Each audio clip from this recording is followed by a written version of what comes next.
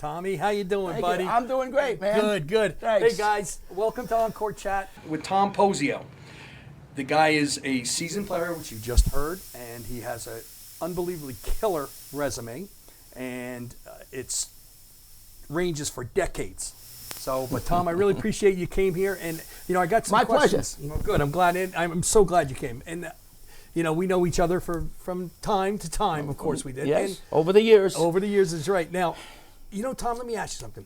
Now, I'm going to need you because we have such a range of people, from kids to adults that have been out, in the 60s and 50s, and all different musicians from all over. Sure. When did you get started?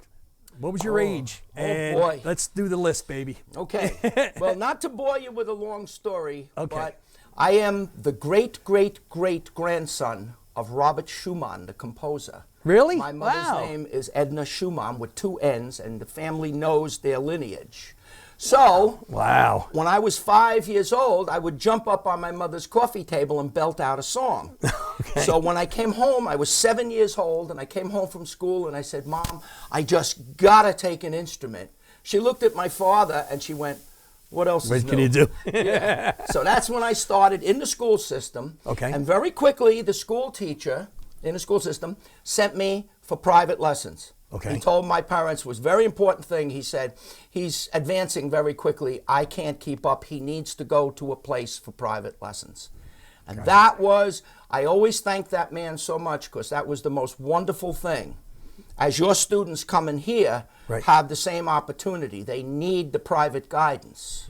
Okay. And that changed my whole life. I went to a man, Jules Zarnicki, who was a professional musician, full-time professional musician, had played with Les Brown and Vaughn Monroe and a few of the other big bands. And he was an excellent woodwind man, could read, play, sight read, great player. And he taught me right along clarinet, sax, and flute. Wow. And I learned how, he demanded that I learn how to read and know music theory, which is very important, even to the young people today. You've got to know how to read and know chords and keys and so forth. Very, very important. I am not the greatest sight reader in the world, but I've always, because I know music, I could always play a recording session very well, because I can finally, may take me 1 or 2 times, but I can finally get the chart. Yeah. And that's the biggie. Yeah. And anybody who thinks they want to go into the music business and not know how to really read music is still to this day, they're fooling themselves. Yeah. Because that's a downturn. Yeah. That's no good. Yeah. Well, So that's how I was started, and I got started as a young kid and just kept going my whole life. That's it. Now, tell everybody what because you've done so many different things. You've done studio work, you've taught yourself, so I taught. you've done retail, so you've done the whole gauntlet of the music business, and you're still doing it today. Yes, I am. But how, let people know a little bit, because you're not telling anybody. Some of the bands you played with now, which tons of them, but some of the heavy hitters. All right. Well, it's sort And of some of the songs, so they yes. know, because again, we got the generations. It's sort of jumping the gun in time sequence, but when I was in my early 20s, I was doing studio work. Okay. And I had 2 agents and a lawyer in New York City, so I was really in the business. And I got sent to Liberty Imperial Records, Okay. because it was a group that they had lost their saxophonist. And I went, took the audition, and I spent the next 3.5 years with Dennis Yost and the Classics 4. Okay. We sold 18.4 million records, Spooky, Stormy, Traces, and Every Day With You Girl. Good. That's When that was over, I went with the Del Shannon Band, the man Okay. who did Runaway and Hats Off to Larry. Okay. And after that, I went with the Dovells, who had the Bristol Stomp and You Can't Sit Down. Okay. So I made my way around that. Also, a little bit before that time, I have to jump back. When I got my union card when I was 15. Okay. I passed the test when I was 15. Wow. And for the next 2 summers, I was in the pit band of Palisade Park. Now, for those of you who may not know Palisade Park, before there were big auditorium concerts and big concerts in amphitheaters and so forth, Palisade Park was the the main stage of the metropolitan area. It was in a big amusement park in Palisades, New Jersey, and everybody came there. Every major artist who had a hit record came there. Okay. And I was fortunate enough, I got a job in the pit band. And so every weekend I played behind people like Frankie Avalon, Bobby Rydell, Annette Funicello, the Coasters, Dion and the Belmonts, Brenda Lee, and the late Leslie Gore, who just passed away, and people of that vintage. Every weekend I played behind them. Wow. So and from there, after those 2 summers were over, the following summer I played the Catskills, where I played with people like, played behind Lionel Hampton, Vicky Carr. I played with in the band behind the great Isaac Perlman, and he was a 18-year-old kid that even the seasoned musicians couldn't keep up with him.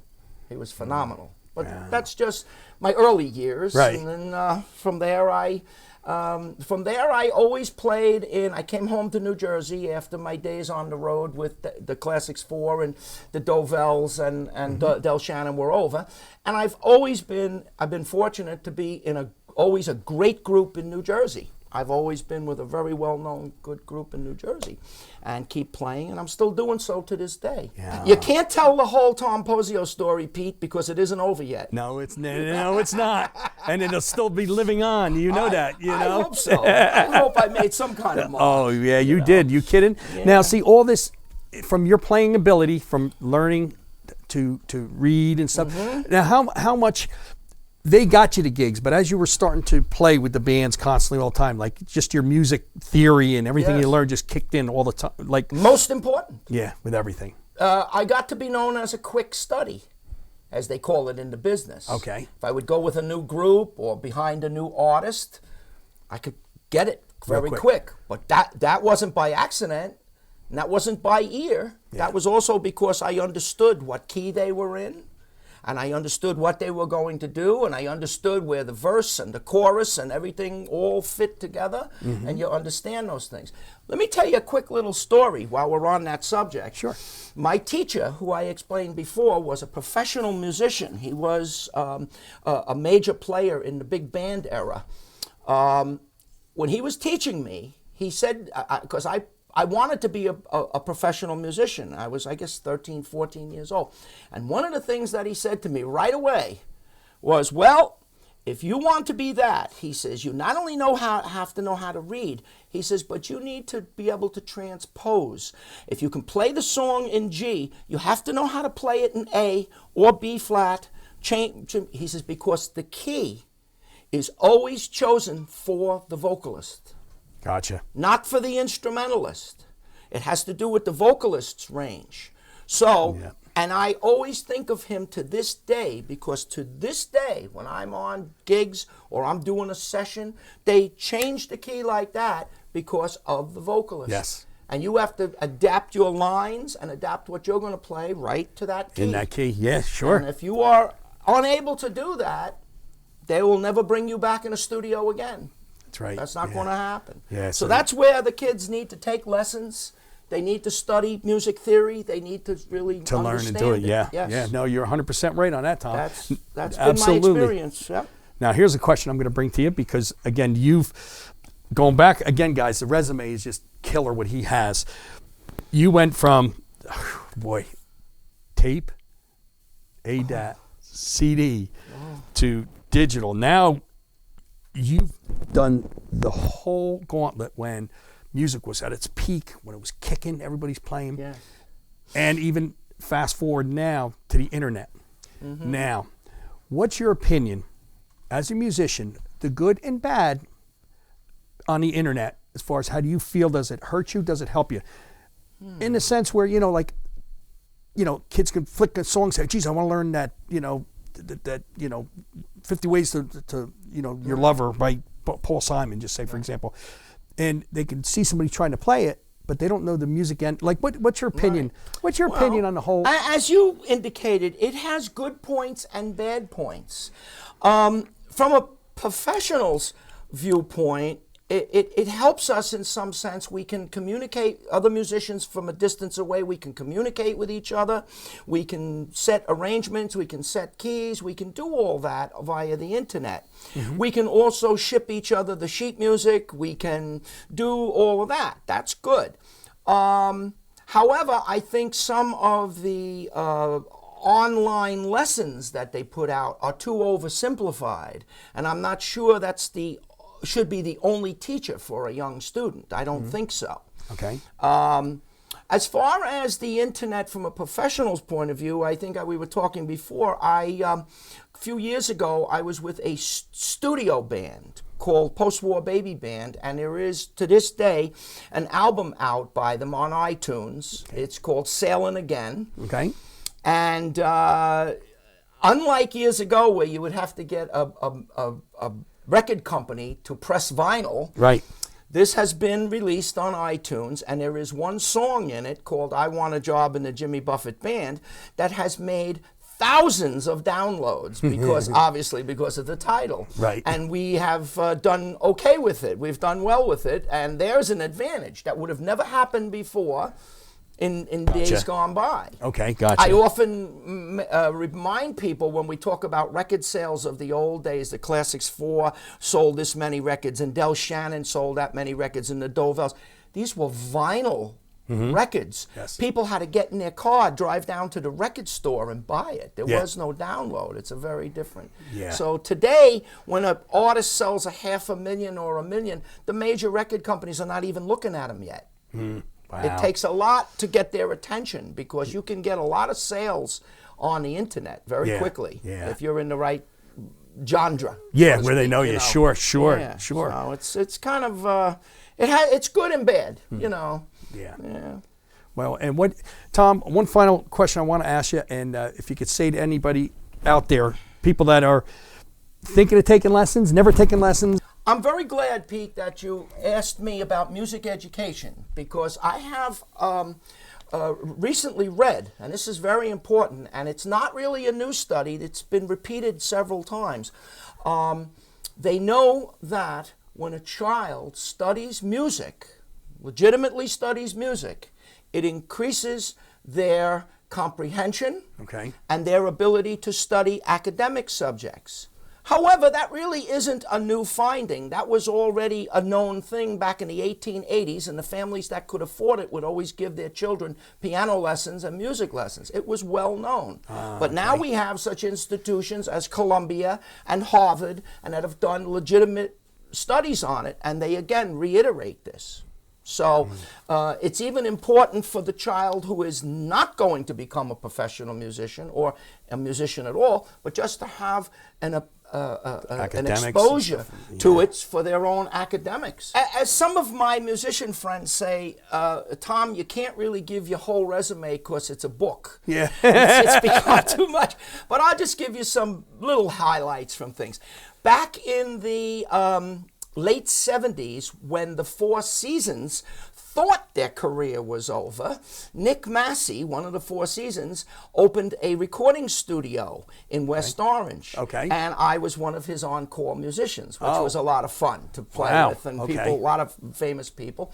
Also, there was a place in West Orange called the House of Music, which was very big. That was huge. The Gang and Bob Seger and a lot of people, Meatloaf, recorded there. And I was also an encore musician. And so forth. I'm on a lot of those recordings because of that. And I was with some bands that were super well known, such as the Crescents, Rain, Hillary Street Bridge. These were all bands that were working 5 nights a week, every week.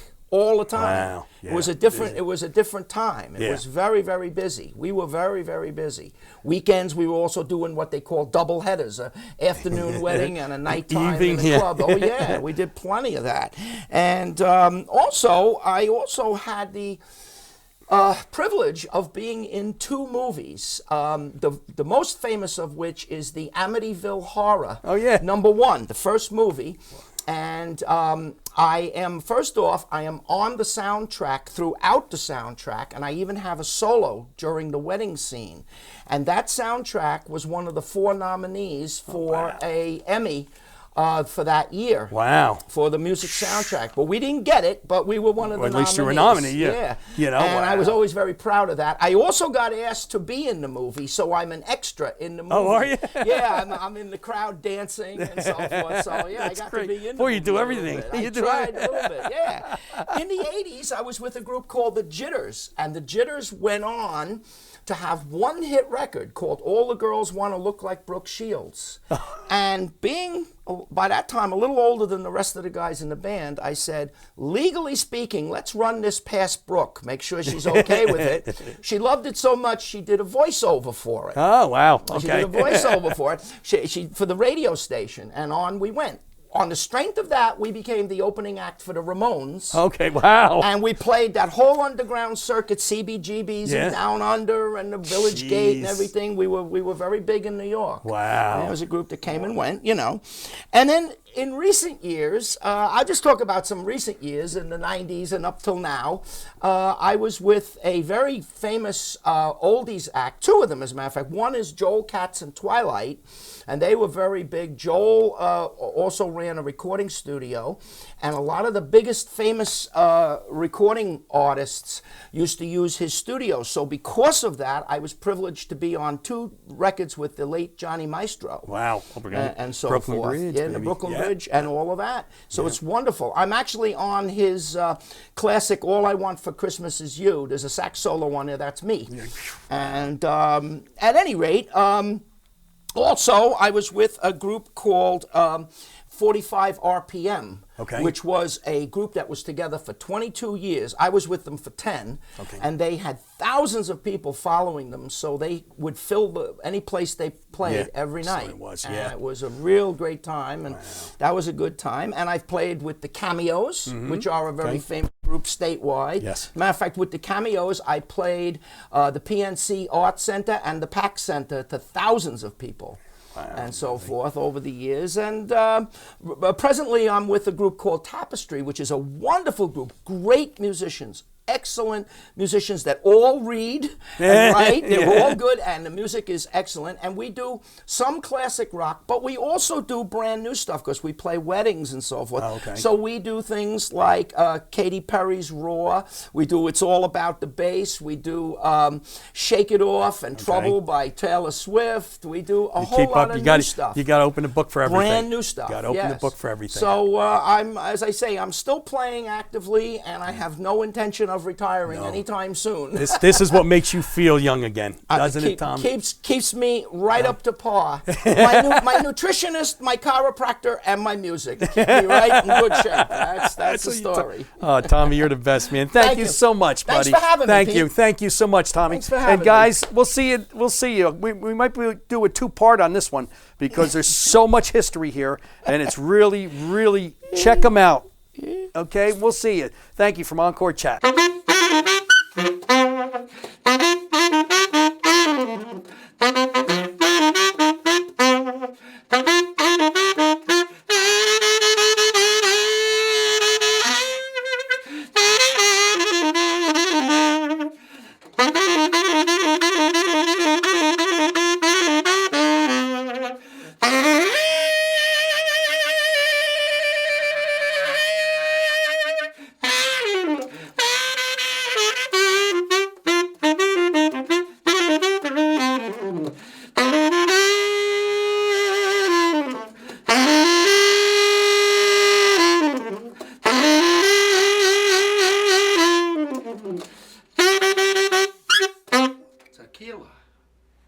Thanks for tuning in to Encore Chat. My name is Pete Schmeedhauser, and I own a small music store called Schmeeds Music, which is located in the Pine Plaza Shopping Center in Whippany, New Jersey. I just want to thank you all for watching, and I just want to stress how important it is to learn to play a musical instrument, no matter what it might be, and to really, really better yourself in learning. And I just want to thank you guys and everybody for taking the time to watch our shows, and stay tuned for more videos to come.